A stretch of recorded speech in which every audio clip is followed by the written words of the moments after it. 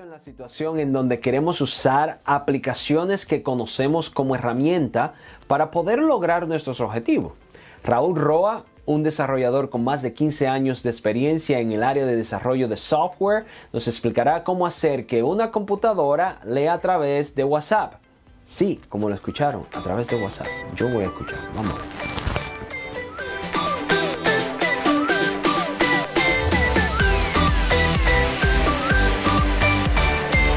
Buenas tardes, ¿cómo están?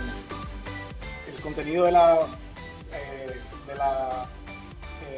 CodeCamp este año ha sido bastante interesante. Luego de esa charla de Alex, mi cabeza está explotando sobre la cantidad de aplicaciones que tiene su solución y su dispositivo.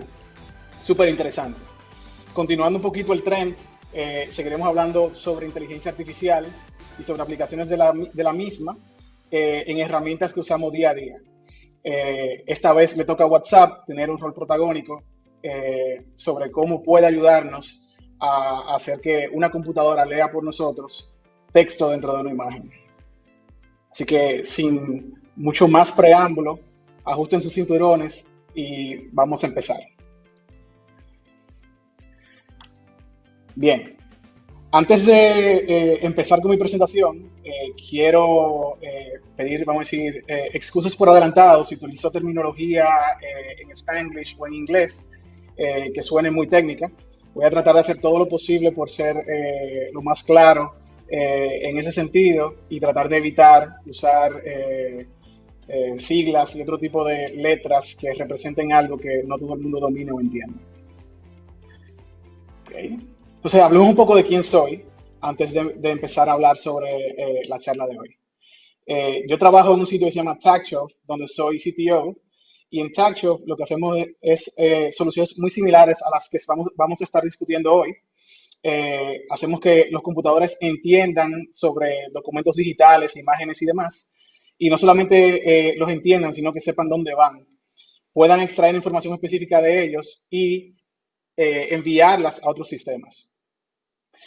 Esta charla particularmente será sobre gatos leyendo, obviamente, que es un tema muy interesante para todo programador, ¿verdad?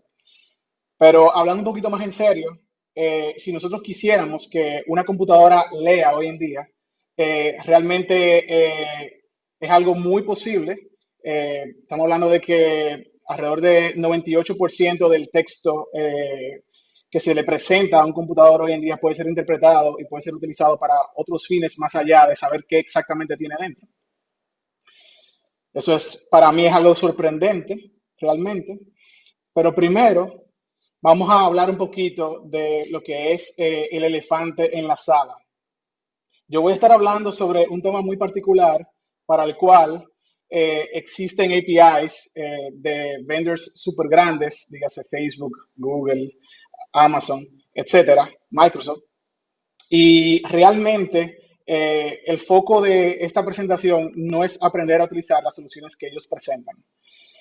También yo estoy consciente de que la mayoría de nosotros hoy escuchamos con mucha frecuencia buzzwords como inteligencia artificial, machine learning o computer vision. Entonces, sacando eso a un lado y preocupándonos menos por los detalles técnicos, hablemos un poquito sobre por qué esto está disponible primero. Eso tiene que ver con tres razones principales. Una es el poder de computación que tenemos hoy en día, es mayor al que teníamos hace 10 años. El equipo que llevamos en los bolsillos, este celular, usualmente tiene más poder que la primera computadora que utilizamos hace 10 años. También hay más disponibilidad de información, más gente comparte información de forma pública gratis y también hay más temas de interés que requieren de data que en cierto sentido se transforma en algo de dominio público para que otros puedan hacer estudios sobre ella. Y obviamente, como tenemos más poder de computación, muchos de los algoritmos que en un momento eran simplemente una fantasía, en los 70s, en los 80s, hoy en día pueden ser optimizados gracias a que podemos obtener feedback de forma inmediata casi, gracias a la nube y otros dispositivos que tenemos a disposición de forma elástica para poder entonces lanzarle problemas que son muy complicados en términos de computación.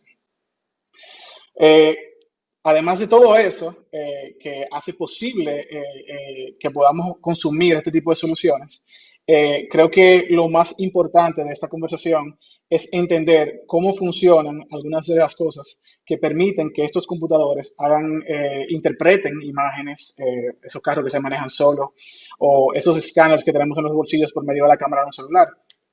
Y para ello, vamos a hablar de Optical Character Recognition, o el reconocimiento de caracteres ópticos o digitales.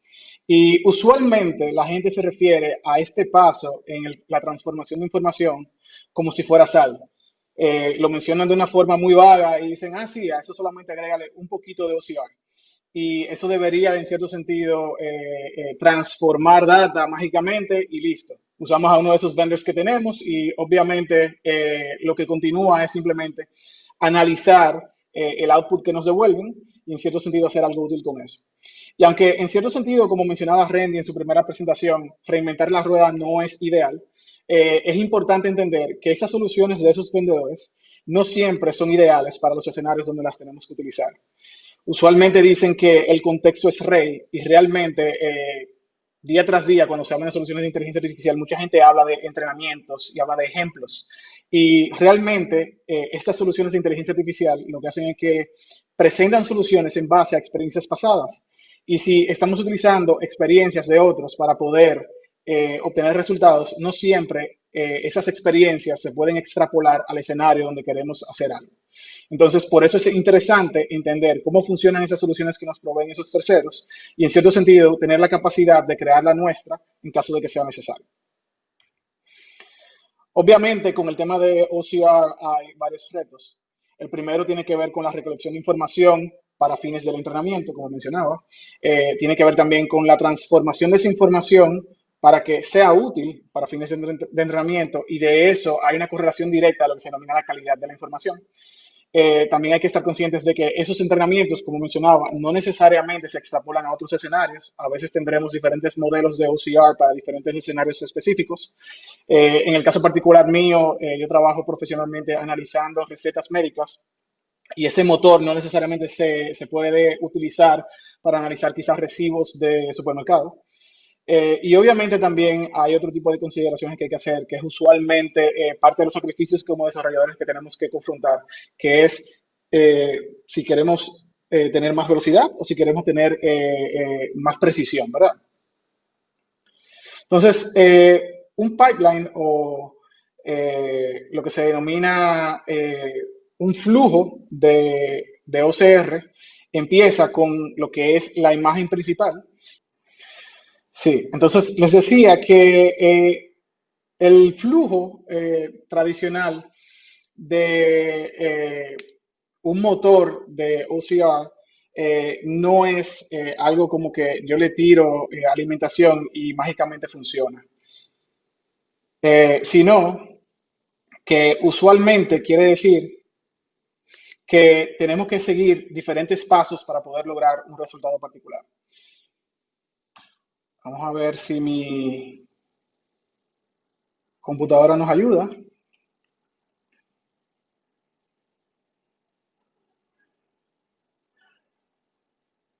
Me parece que...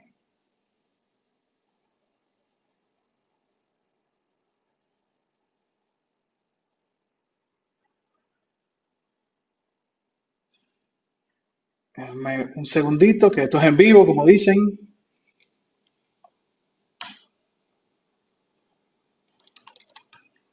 Vamos a volver a subir mi presentación.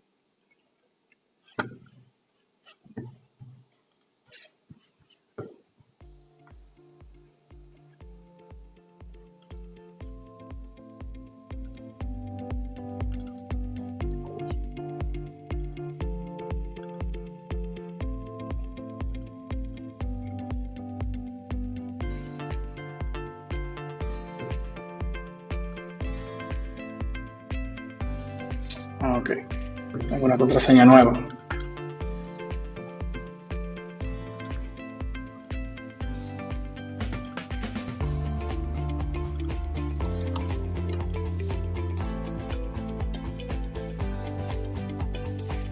Ok.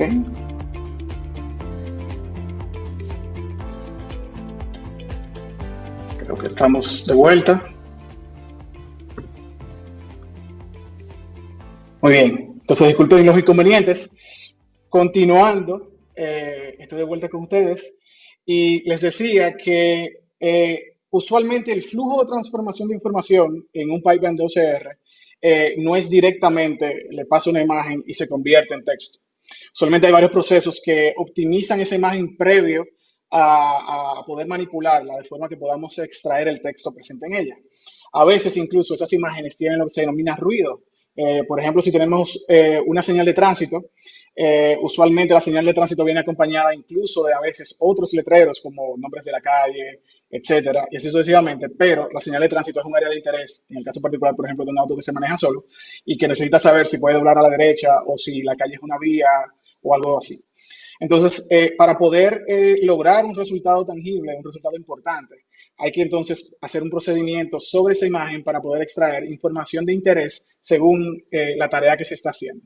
Entonces, una de ellas es algo que se denomina Adaptive Thresholding y donde básicamente lo que se hace es que se manipulan los colores de la imagen, transformando su gama en algo que es completamente blanco o negro.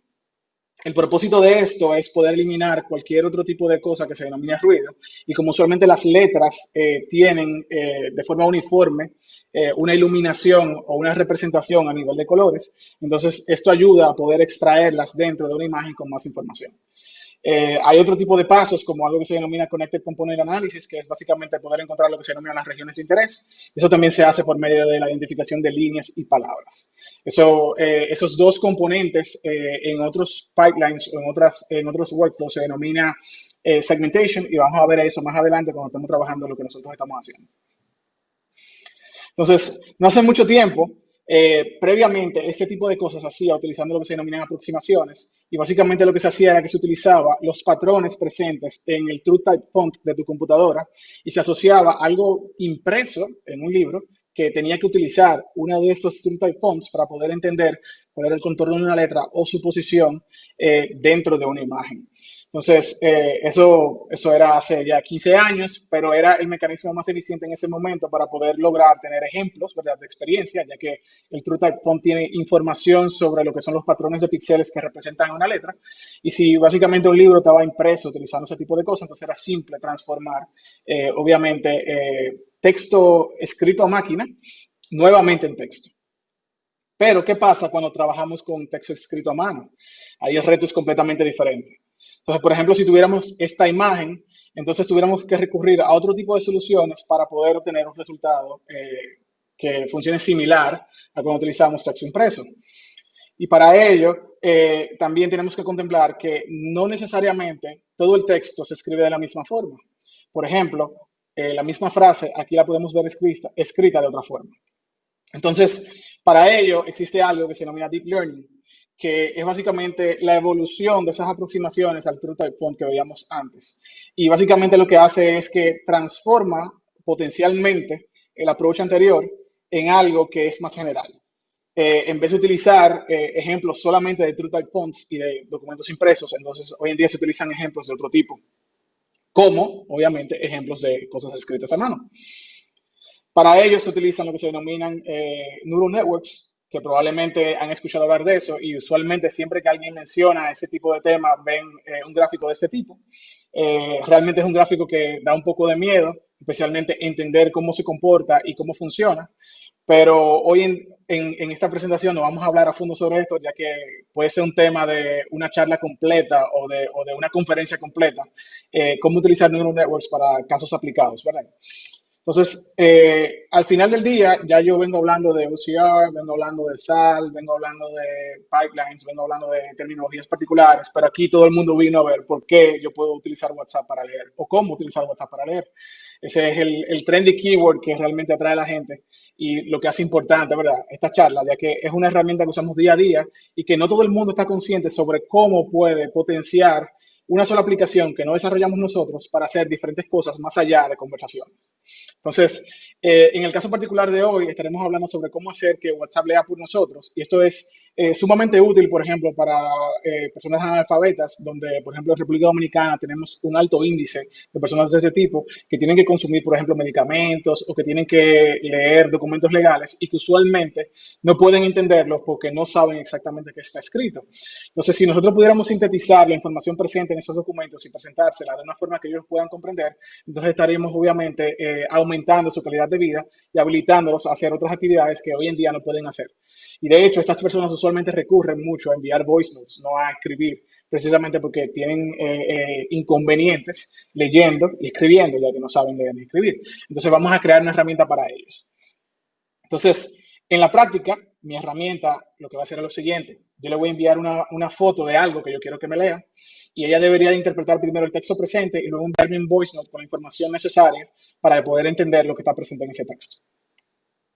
El pipeline nuestro es un poco diferente al de Tesseract que estábamos discutiendo previamente.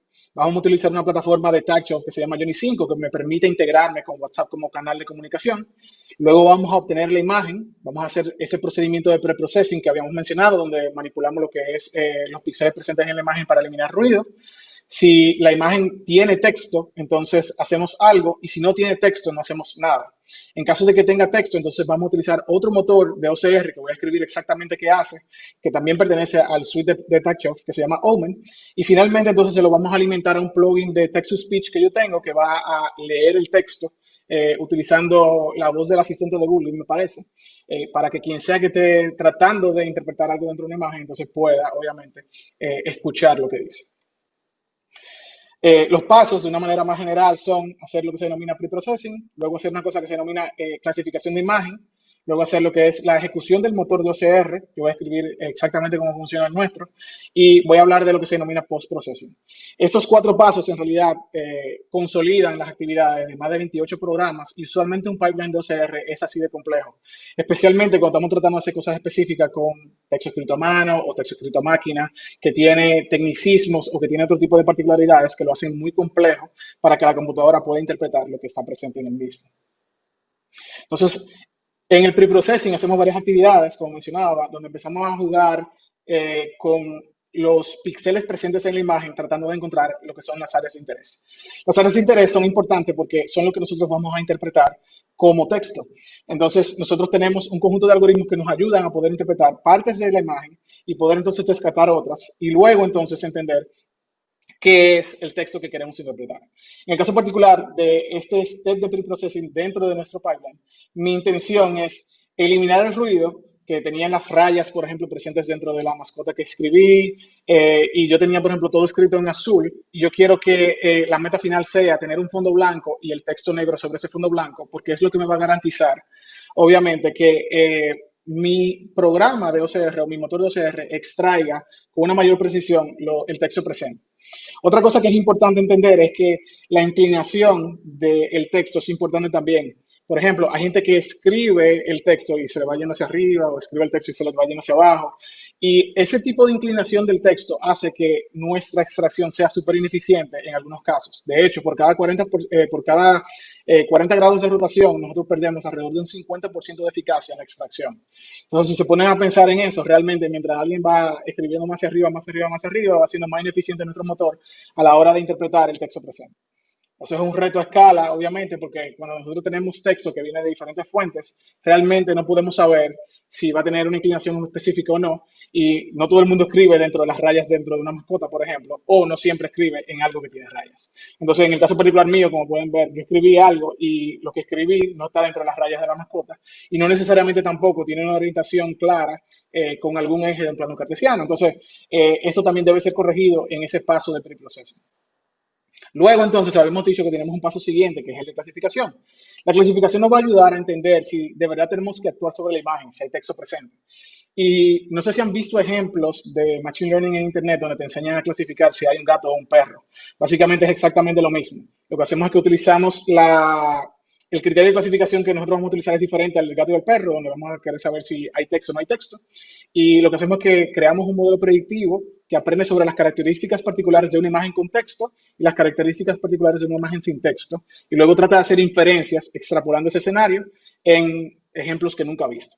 Eso es muy similar a cómo funcionan los carros que se manejan solos, muy similar a cómo funciona cualquier tipo de solución que está utilizando Machine Learning para poder hacer una inferencia o predicción. Entonces, en el caso particular del ejemplo que tenemos, como pueden ver, mi clasificador identificó que había texto presente y también identificó que estaba escrito a mano y que encima de todo yo estaba viendo un documento. Entonces, yo tengo ya suficiente información para poder tomar una decisión de si voy a extraer data o no. Entonces, el próximo paso es lo que nosotros hemos simplificado dentro del pipeline de Tesla como segmentation. Y yo lo que quiero encontrar lo que se denomina una región de interés dentro de la imagen. Y básicamente yo voy a utilizar otro clasificador que lo que hace es que hace inferencias sobre dónde hay texto dentro de la imagen para poder entonces interpretar dónde hay una oración, dónde hay una letra. Y al final, mientras más pequeña sea esa región de interés, más eficiente va a ser nuestro programa a la hora de interpretar qué hay presente en él.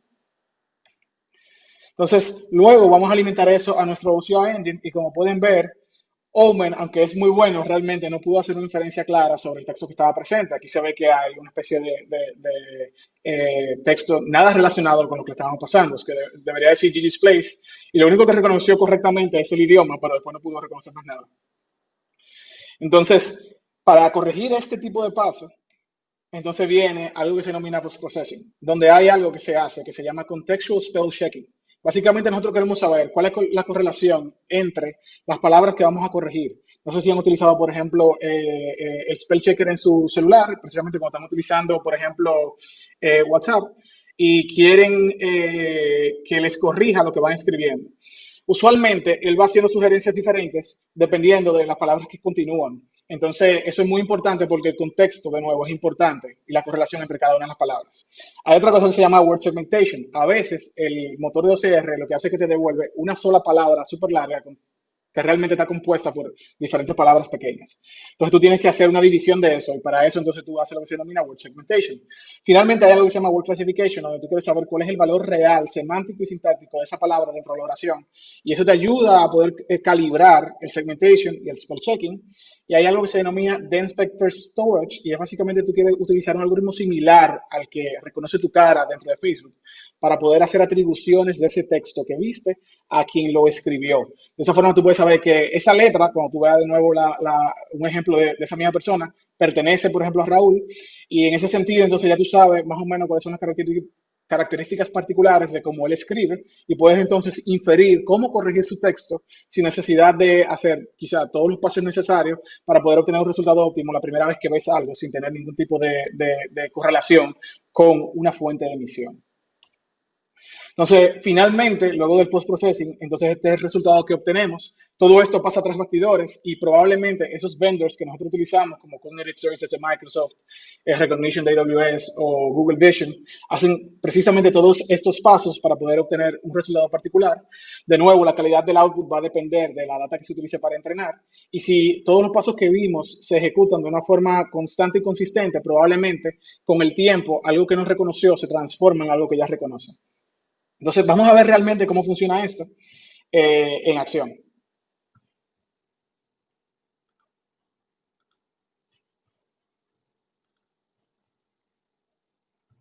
Entonces, yo voy a cargar ahora mi pantalla nuevamente.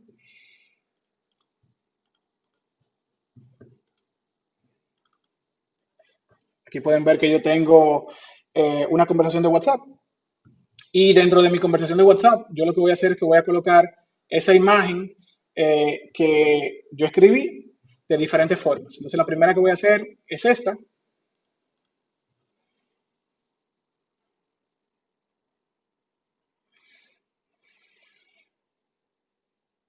Ya mi solución sabe que estamos trabajando con una imagen y lo que va a hacer es que va a tratar de inferir qué tiene presente.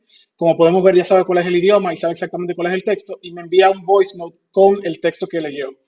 Entonces, si enviamos la imagen escrita de otra forma, ahora en corrido, probablemente el output de mi step de OCR es completamente diferente al previo.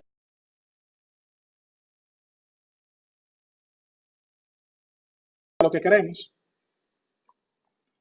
Aquí podemos ver las imágenes que está devolviéndote. Y finalmente, vamos a enviar una tercera imagen. Aquí tenemos entonces finalmente una variación más. Y como pueden ver, también lo interpretó de forma correcta. Todo esto es posible precisamente porque la data que estoy utilizando para poder entrenar mi modelo utiliza mi letra y pudo saber que fui yo que lo escribí por un paso de post-processing que hago que tiene que ver con la densidad de los vectores que representan esa imagen. Muy similar a cómo funciona Facebook, el algoritmo de Facebook que reconoce tu cara. Entonces, como pueden ver, los procedimientos sobre texto en imágenes no son tan simples como usualmente se mencionan. No es como sal que podemos agregarle encima a nuestras aplicaciones y en casos específicos puede ser que esos vendors no nos proveen de soluciones que sean útiles. Bueno, entonces todo esto puede ayudar a otras personas a potenciar su calidad de vida y podemos llegar a crear soluciones diferentes dependiendo de cuál sea el propósito final. Espero que esto sea de mucha utilidad y si quieren contactarme pueden hacerlo por mis redes sociales. Mi Twitter es rgroaje. Un placer.